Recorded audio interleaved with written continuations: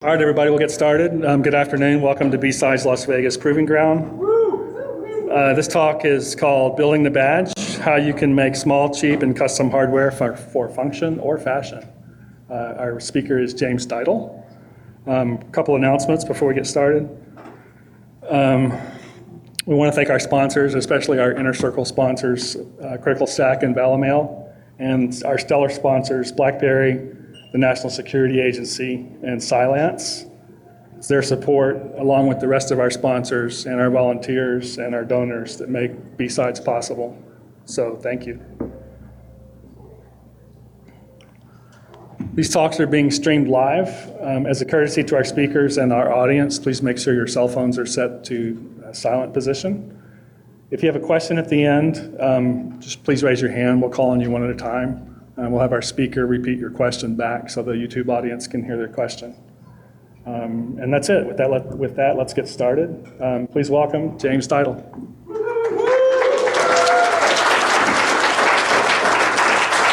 All right, hi there. So some background for myself is I was in the Navy, I did some pen testing, broke onto ships, did all that fun stuff, did all these other cool little things, but the important part is I had no electrical engineering stuff beforehand, and we are going to talk about how to go from like absolutely having no idea about electrical engineering to coming up with some kind of thing you can either have to wear or to kind of move along with designing something cool for your pen test or whatnot. So why even make a circuit board? Back in the day, Joe Grand, DC-14, decided to make a badge. And so what Joe Grand did, he made basically a little tiny blinking badge. The very simplest of things in multi-different colors. That kind of caught on as people started doing some more interesting and cool things. All the way from making just a nicer artwork to, as we do, start lighting things on fire and shooting out flames and that kind of stuff with badges. It's just what we do. As the price of PCB has gone down, as you can customize it, as it has become super, super easy, kind of spawned this thing. And then some of the badges we're going to quickly discuss here are the corn totem. So hopefully everyone has a corn totem. If not, I have gotten you a little tiny corn badge. And then I also made the 713 snake add-on before. But this all kind of spawned out into this thing called Badge Life, where there's all these people putting together their own cool personal things. And then we have thousands of PCBs worth thousands of dollars worth of stuff to have people play around with, understand circuits better, and kind of push things along to do interesting and cool things. So what we're trying to do again is people like me who just suddenly go into this. You can be doing some of these things. Some of these people haven't touched electrical engineering stuff in many, many years, and then this is kind of their foray into it, and suddenly they're doing some crazy, interesting stuff. So we're trying to get it so you're able to do the exact same thing, and you're not scared. So here's something that's scary, the hack RF. Of course, this kind of it's very confusing. There's lots of lines. I'm not really sure what this is. We're not going to get this far in this talk, but we do want to start off with the little building blocks that will kind of build into something where eventually you can go and perhaps create something along those lines, create your own custom tools that you can do interesting and amazing stuff with. So another discussion point is we need to go talk about the fundamentals. So this was how people had the original components where you put together radios back in the day. That's kind of a lost art on a lot of us. I found this in my grandparents' basement back in the day when I was little and started lighting things on fire by accident. But we don't have that same foothold into electrical engineering that we had back in the day. Just our electronics are way too complex. So the badge life stuff, making these badges, is a way to get that initial foothold to doing some of this interesting stuff. And it allows you to go into more difficult problems and kind of have an understanding of why you'd want to go into the interesting aspects of this. This also adds into some articles which are kind of goofy nowadays, like the Bloomberg article, who's read that? It's basically going back to, hey, there's a hardware problem with it. And while we can get into routers and other devices along those lines, we do need a basic understanding to go into that, and this is going to help provide some of that. So the standard that we want to talk about, the shitty add-on standard, so the people from Hackaday and the Badge Life community decided to go ahead and say something that is super easy. And basically all you need to know from this is there's at least some power and a grounding in there. So it allows you to do the very basic stuff, like making a blinking LED. And why these things are really great is because they add on additional constraints. So in that you have only certain colors to work with, certain artistic constraints. You're not going to decide to do some crazy big project, like build out something that talks across the entire Las Vegas Strip, or you're not going to try to remake the Ninja Badge or something along those lines. Instead, it helps you focus down onto small things that you're able to do. Because I don't know about everyone else, but I have lots and lots of projects that have been sitting in my garage that I just haven't been able to get done and do. And this also is nice because we have a forced deadline. So I have to get it done by B-sides. I can't keep putting it off until the next project. So that's another good reason why these things make sense on helping you kind of push these projects along. So let's talk about PCBs. From the very beginning, if you take a look at your corn totem, you can see the substrate is basically the stuff that holds everything together. On top of that, you'll have copper, which is where all the electricity flows. So these are for your traces and everything along those lines. However, with Badge Life, we also add on, it's to make it shiny and make it look nice. So like the corn kernels on your corn totem right now is a great example of that. On top of that is the Soldermask. Normal people, sane people, like Soldermask wherever you can possibly get it, right? Because you don't want electricity to short out to other places. However, we like the shiny stuff. We like making things that look nice. And so we're going to do things where we perhaps take off more Soldermask than normal people would do. Then finally, at the very top is the Silkscreen, which is really just for putting the names, additional details, those types of things on it. It doesn't actually add to the functionality of the device at all. So when you have all these, that's for a one-sided board. Now, for a two-sided board like you have, you just flip it, right? Super easy. When you look at like your iPhones or your Androids devices, those are usually 8 layers about nowadays. So you can see it could get really complex super quickly. And now if you look at the front, you can see this in another way. So obviously it's not going to look like a straight up cake all the time. Instead, you're going to see some areas where there is the holes for your components to go through, or you have areas where you don't have solder mask, where you want to do some surface mount type devices or components along those lines.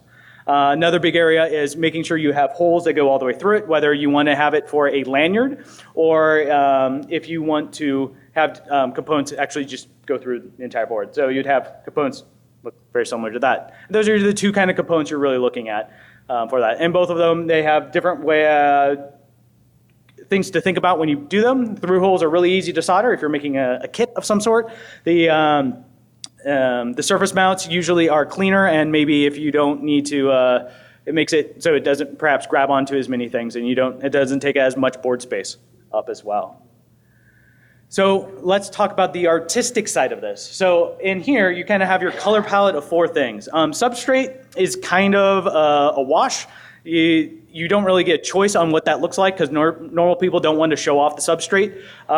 For our badges here, not the corn totem, but the corn badge actually has a substrate only layer, so because we're trying to show light through it. But that's where we're trying to reduce the amount of layers the light's trying to fight through and things along those lines. Copper is obviously just the little areas where you can easily see where the traces are and different things like that. Solder mask goes on top of those things. And then the silkscreen is, we have that additional color. So you basically have these 4 colors to work with. However, when you're working through the different vendor options, they do have different vendor options for you. So as you're designing your badge, you might decide, oh, I want to have a purple badge. Well, in this case, PCBWay has a purple option that you can choose, so you can have that, or you could go with JLC PCB. And then there's other groups like OshPark and those other ones. Some considerations, though, are make sure when you're looking at things, when you're pricing everything out, that the vendor you're looking at will provide this. Because otherwise, you don't want to go through the entire thing and suddenly realize, oh yeah, the vendor I'm going with, they don't have this color solder mask, they don't have this color silkscreen, or things along those lines. So let's talk about what you can't do. The biggest thing is, like Ghostbusters, you don't ever want to cross the streams. The electricity doesn't know which way to go, and bad things happen. So super easy concept there.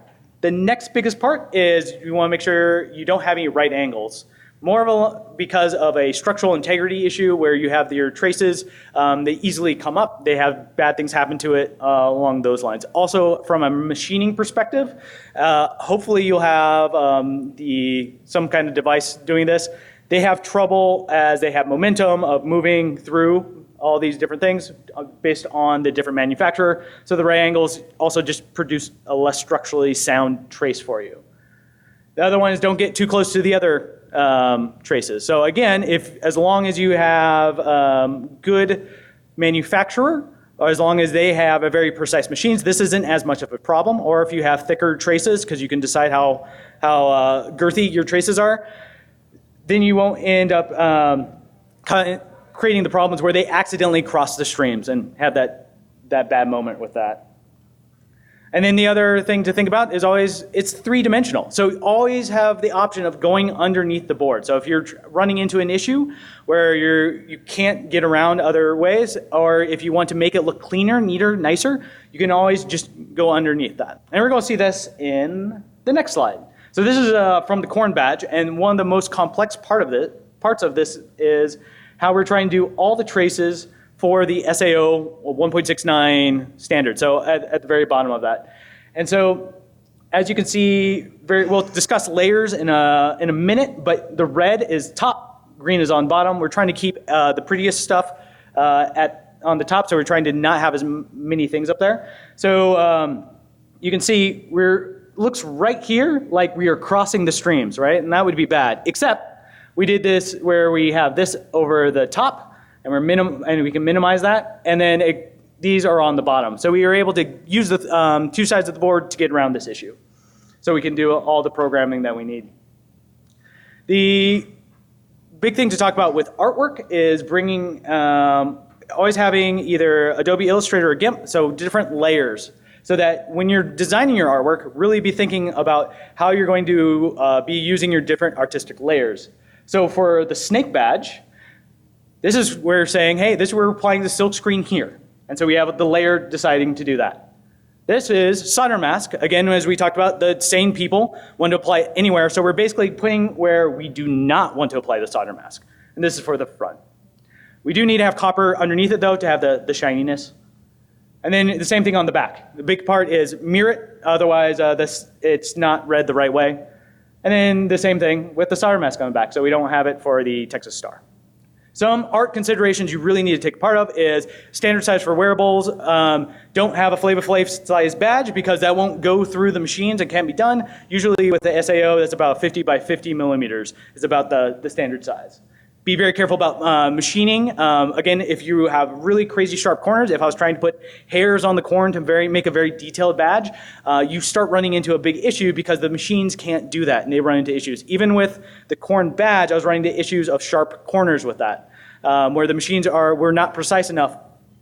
Then it goes into another issue. For the snake, I had to make, because the neck used to be more slender, if people are wearing this around, DEF CON, B-sides, you're bumping into people. You have to be very careful of sharp corners or the fact that you could just break a component straight off if it is not structurally sound enough. So if you're looking at the CAD software that you're using, you could either go with Eagle or KiCad. It's really kind of up in the air on which one's better. Some considerations to take, even professional electrical engineers use both. So the thing to really work about is price. Eagle is great because it's free under 2 layers for the first ones. KiCad is always free. Eagle does have a easier learning curve, but KiCad is able to move some things around a little bit more. KiCad, I think, wins out in the end, and I like it better just because it allows me to communicate better with some other people, and it's being used more often in the community right now. So let's talk about schematics. So this is your basic schematics. Again, it's not super difficult right here, and let's walk through it. So we have the AT Tiny, and this is for the corn badge. So we have the AT Tiny, resistor, LED, blinky light, and then we have the SAO back here to give it power down to the AT Tiny. Super simple, right? And now since we have the schematic, we can take a step ahead and put into what we call the footprints. So these are what the components will actually like when we started putting it in KiCad, Eagle, and everything along those lines.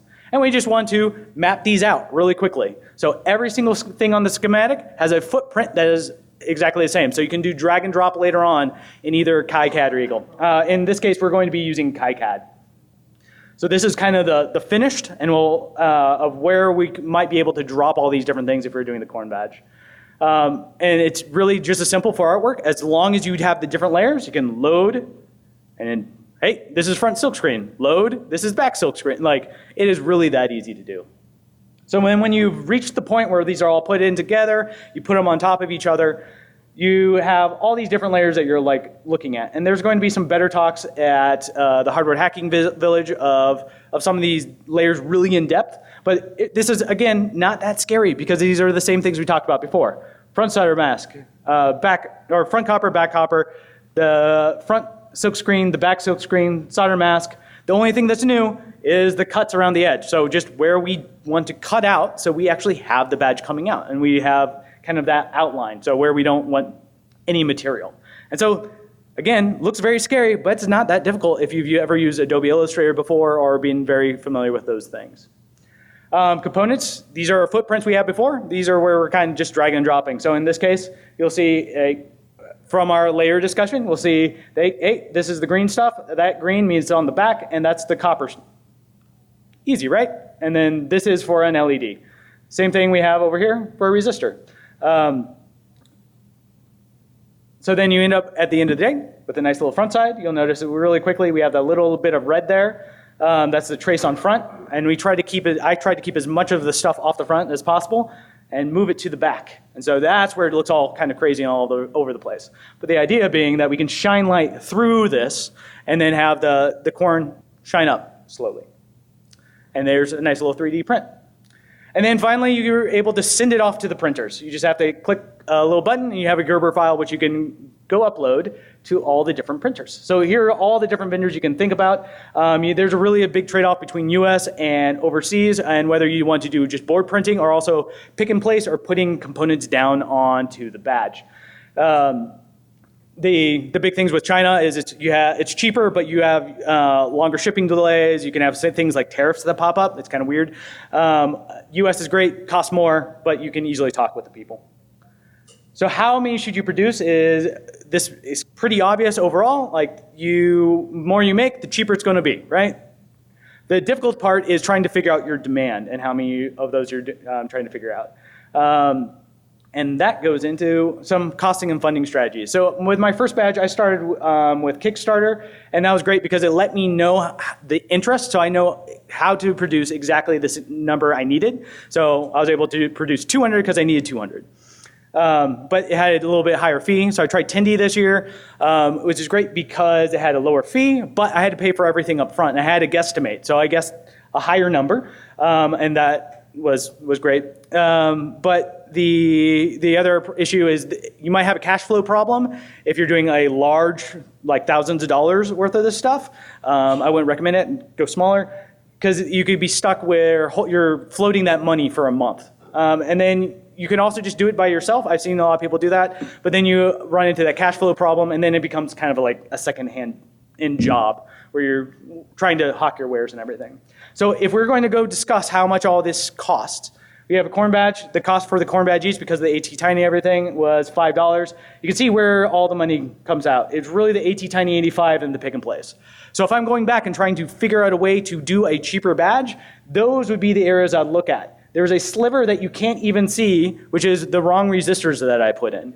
And big deal, really not a big deal compared to the fact that I paid for someone to go ahead and place these things. So those are some of the considerations you really need to be taking a look at if you're running into an issue of, hey, is this going to be a cost that people will buy? Because they probably won't buy a $5,000 badge. But you might be losing tons of money if you're trying to sell them off for $1 each or something along those lines. So with all that, with all these different things, as we run through all this stuff, it sounds very confusing. Is it good to do? Is it fun? And I bring up, yes, it absolutely should, because there's a great picture of DC713 doing soldering of the snake badge, and how everyone came together to put these kits together, because we didn't do pick and place this year, or that year. It was amazing. It was awesome to see the excitement of someone putting together something just like that. And then with my daughter was also super excited about putting snakes together, which is really weird, and we'll wonder about her in the future, as we shipped out everything out into Kickstarter. But it was a great little family project. And then even with KernelCon this year, we had everyone soldering like for their first time. And it brings up, again, like where else do you get to do these things besides hacker conferences? And where else do you get to put something together where people really love to do these things and really get excited about cheap little pieces of plastic? So that's why I would recommend everyone has the skills to do this and go be like the next Joe Grand. So again, thank you to B-Sides for putting everything together, and Rachel for helping me out with my slides. These will all be on later. Hopefully everyone has a badge. If they do not in this room, please come up and see me real quick. We'll sort something out real quick. But any questions? Yes, sir. Any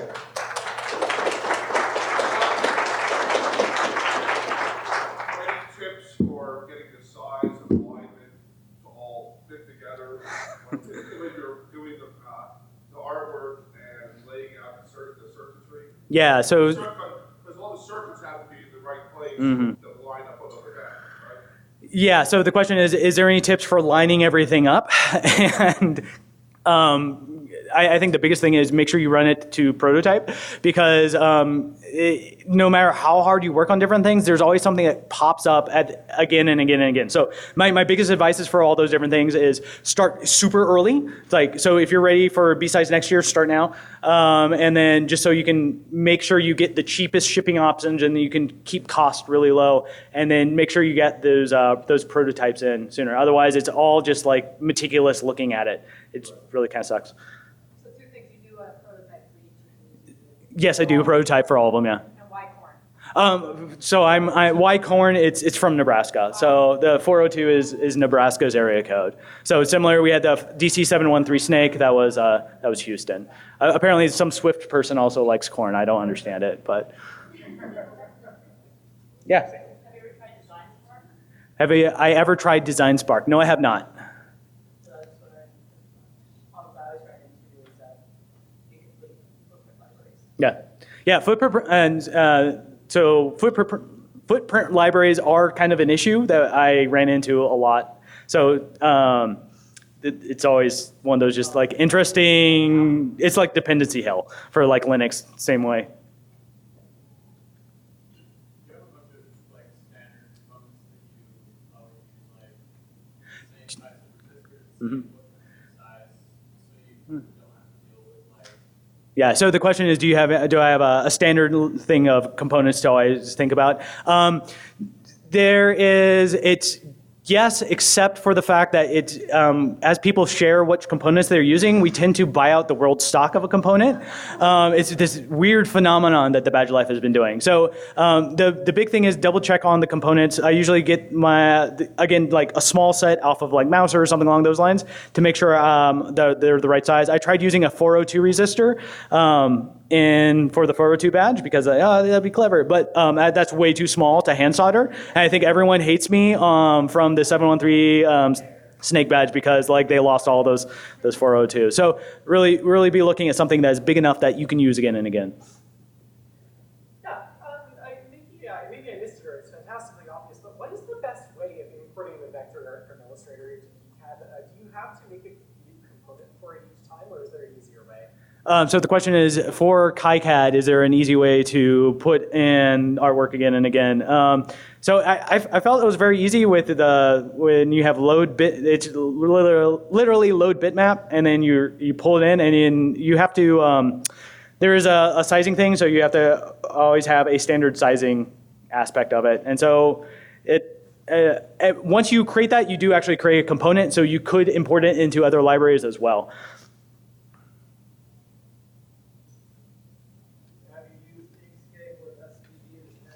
Have I used Inkscape? Inkscape is also a great one. I have not used it, but I know like Twinkle Twinkie does that as well, and some other people. Plug in to answer your question, it does all the layer out for you.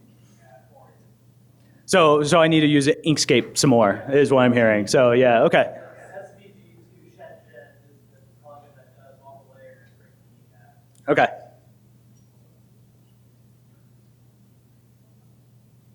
One last question.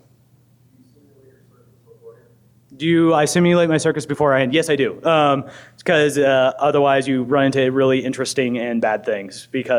So you should always be doing playing around with a normal breadboard. So actually, all the Corn Tomes actually have a dev board on the back of it. If you take a look at it, so when you're with a hardware hacking village or something, that's you can use those to like really think about your next one as well. All right, thank you. All right. Round of applause for James Dietle. Good job.